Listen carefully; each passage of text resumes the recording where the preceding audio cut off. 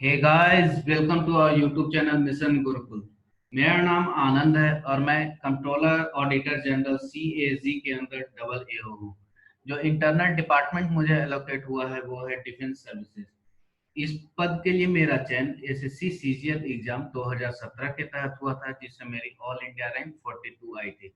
ये सब क्रेडेंशियल्स मैंने वीडियो के अंत में अटैच कर दिया है, स्क्रीनशॉट उसके डाल दिए हैं, आप चाहो तो उन्हें देख सकते हो। तो स्टार्ट करते हैं इस वीडियो को। हमारे जो इस वीडियो के लिए जो टारगेट ऑडियंस है वो SSC CGL 2009 के जो टीयर 2 के एस्पिरेंट्स हैं वो हैं।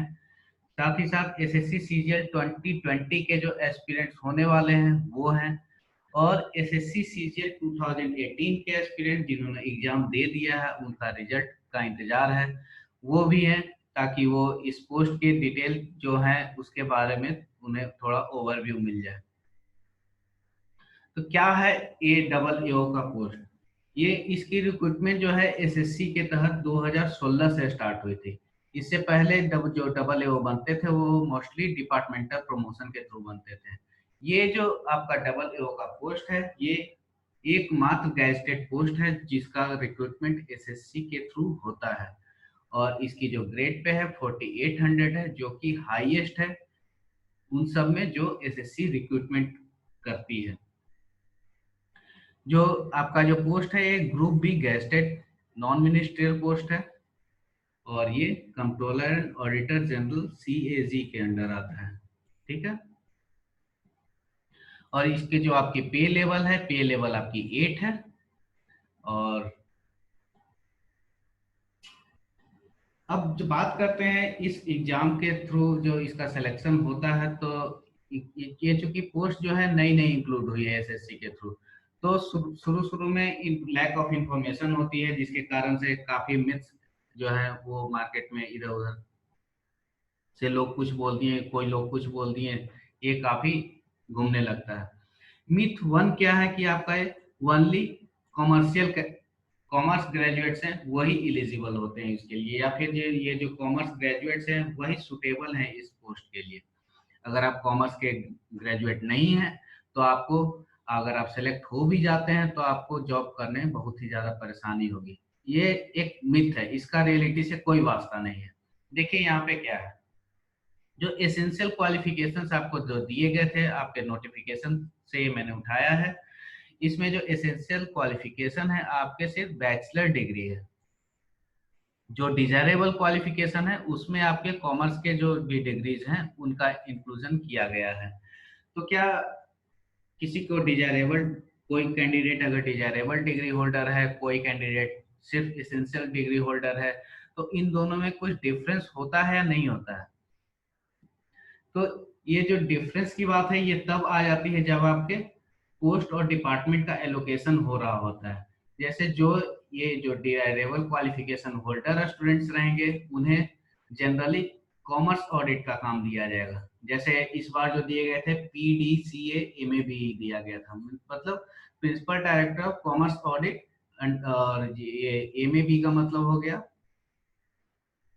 Member of audit board. और इसके भी अलग अलग सेक्शन थे, MAB 1 2 3 4, इसके अलग अलग डिस्ट्रीब्यूशन किए गए थे और उसके अंदर ही ये सब दिए गए थे।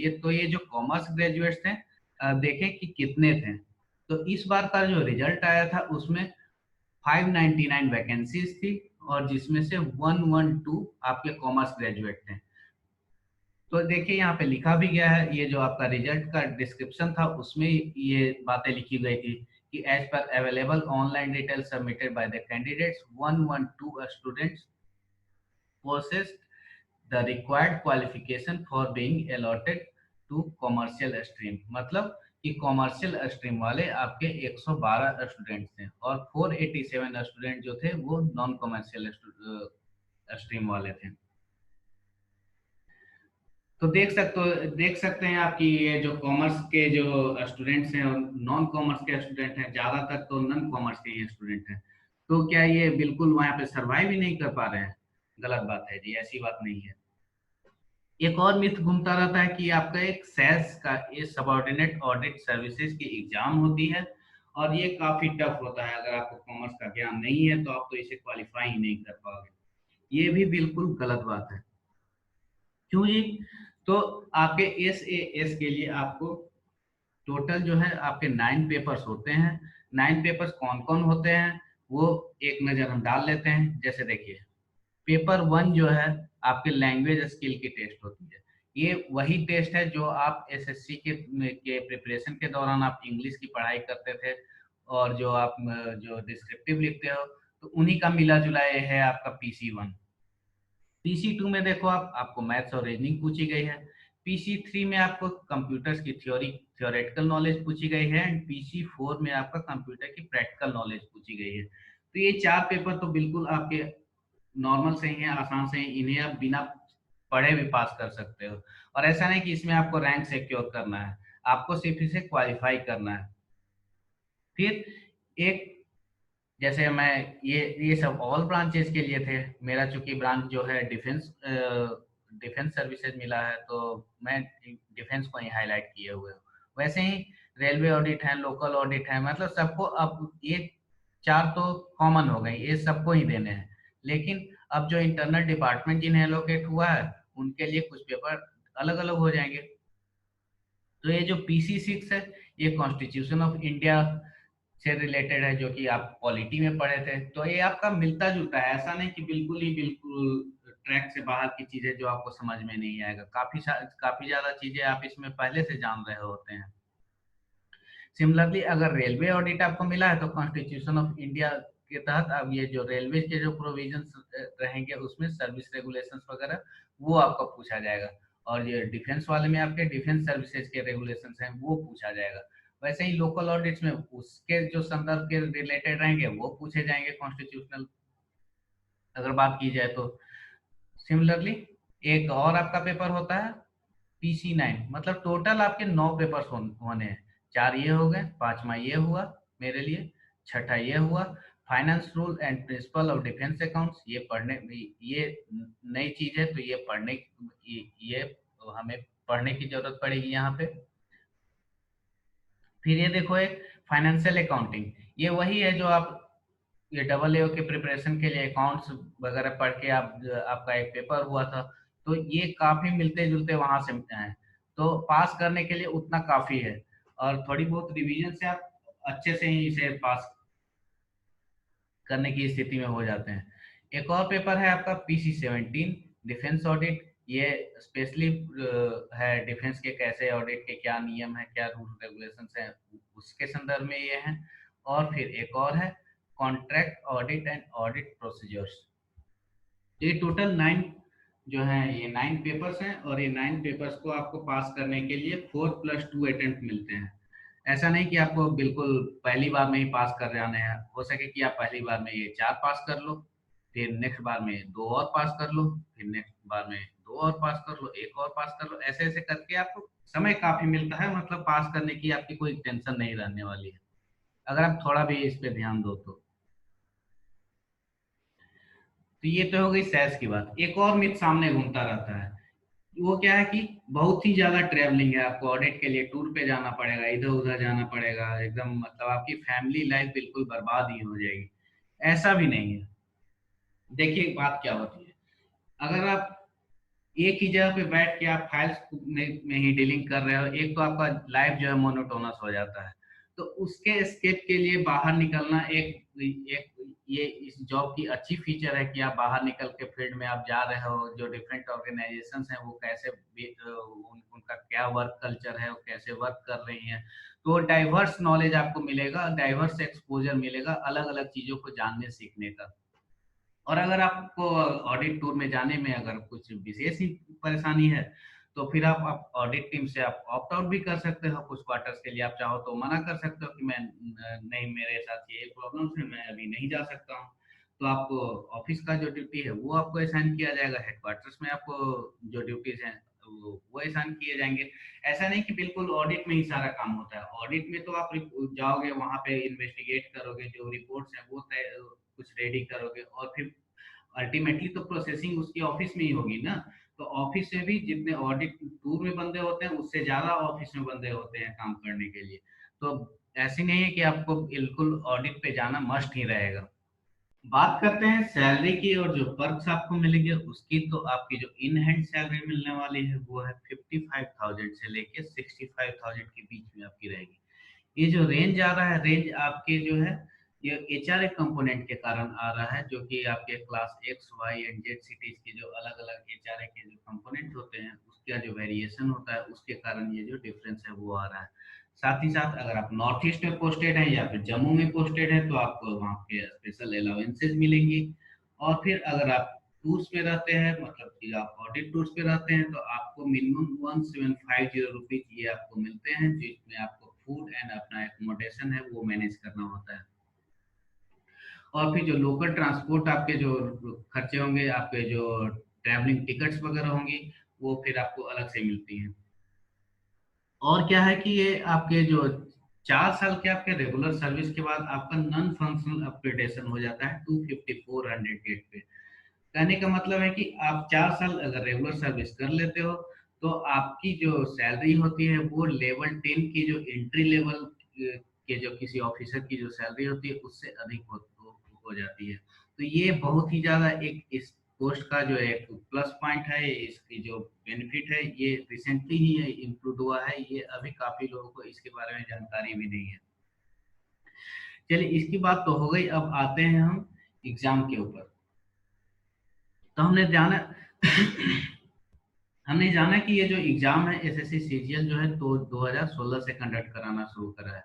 2016 में इसके जो वैकेंसीज आए थे 1000 वैकेंसी आई थी, 2017 में 599 वैकेंसी थी, 2018 में अभी ये जो बताया गया है 500 वैकेंसी है। जब तक ये प्रोसेस कंप्लीट होता है देखते हैं 500 आती है, बढ़ती है, घटती है। तो ये जो 2016 का जो कट ऑफ था, मतलब कि अदर पोस्ट की जो कट ऑफ थी टीयर 1 के लिए वो थी 137। और डबल एओ का उस समय टीयर 1 में कुछ सेपरेट कट ऑफ नहीं दिया गया था। 2017 में वही अदर पोस्ट के लिए कट ऑफ रह गई 126। और डबल एओ का कट ऑफ 148 गया, मतलब कि डबल एओ पोस्ट को आपके जो पेपर 4 होता है जीएस वाला, उस पेपर को में अपीयर करने के लिए आपको मिनिमम 148 मार्क्स आपको लाने थे। अगर आपके 147 रह गए, 140 रह गए, तो आप डबल एओ के लिए एलिजिबल भी नहीं होते। भले ही आपके जो है फाइनल कट ऑफ में मार्क्स जो है काफी ज्यादा हो गए, लेकिन अब चूंकि आप पेपर दियो ही नहीं तो उसका कोई फायदा भी नहीं होगा। नेक्स्ट ईयर 2018 में जो कि सीट्स जो है यहाँ पे 500 बताई गई हैं, वहां पे आपके जो टीयर 1 का जो अदर पोस्ट की कट ऑफ थी 137 थी, और ये देखो कितना बढ़ के हो गया 170 हो गया है। और जो अदर पोस्ट के जो ये जो फाइनल कट ऑफ आई है यहाँ पे देखिए 513 है। और ये जो डबल एओ की कट ऑफ है 643.75 है।